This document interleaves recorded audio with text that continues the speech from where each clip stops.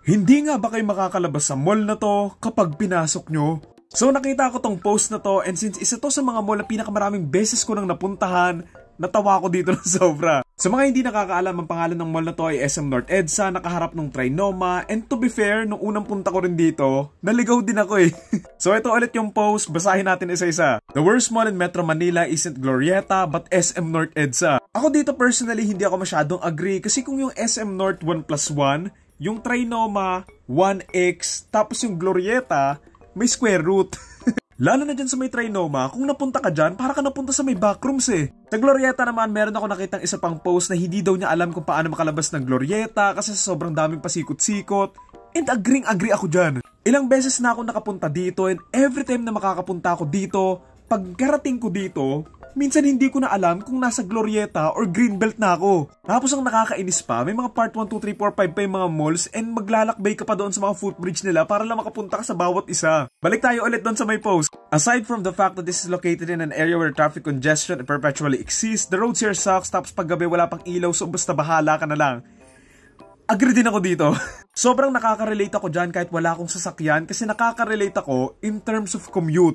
Tuwing nagpupunta ako dito sa may SM North tapos commute na jeep, inis na inis ako kasi ang layo ng bababaan. I mean, 3 to 5 minutes na lakad lang naman, pero grabe na rin yung kasi ang init sa atin eh. Meron naman ding bus carousel pero sinarado yung dating babaan na mas malapit, pero lalakad ka pa din dun eh.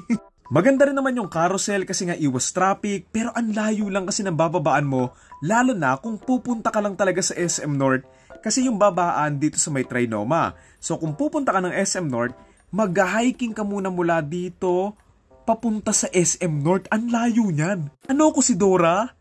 I'm the map! May sinabi rin siya dito na tapos paggabi wala pang ilaw so basta bahala ka na lang. Totoo din to. Oo, napakadilim na dito, lalo na't may ginagawang skyway or yung sa may tren ba yun. Mas lalo pa nga sumikip yung mga daanan dito kasi nga nagkaroon itong mga poste-poste na to. And so kung may sasakyan ka, talagang mahirap talaga. Kahit nga nakagrab ako, dito talaga yung matraffic eh. Pero the rest niyan, papuntang monumento, maluwag na. So ito yung pinaka main topic niya. Then ang pinaka-ayoko sa mall na to ay nakakaligaw. Like I said, oo, nung unang punta ko rin dito, hindi ko na alam kung nasaan ako. Ako sa may pangalan ako nalilito dito eh. Hanggang ngayon, hindi ko pa rin alam kung alin yung The Block sa Annex. Tapos meron pa silang bagong dinagdag dito sa may dulo. In my experience noong una, dito akong sa parte na to naliligaw eh. Hindi ko alam kung alin yung papuntang The Block ba yun. Hindi nga ako sigurado kung napuntahan ko ang main part ng mall dito eh. Saan nga ba yung main part nila? Oo nga no, saan nga ba yung main part ng SM North? Hindi ko rin alam eh.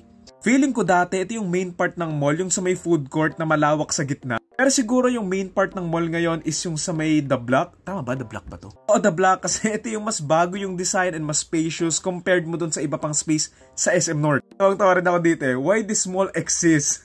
So ayun, agree naman ako sa may statement niya. Pero para sa akin personally, ang mas nakakaligaw pa rin talaga yung Trinoma and Glorieta. Yung pa rin talaga pinakamagulo.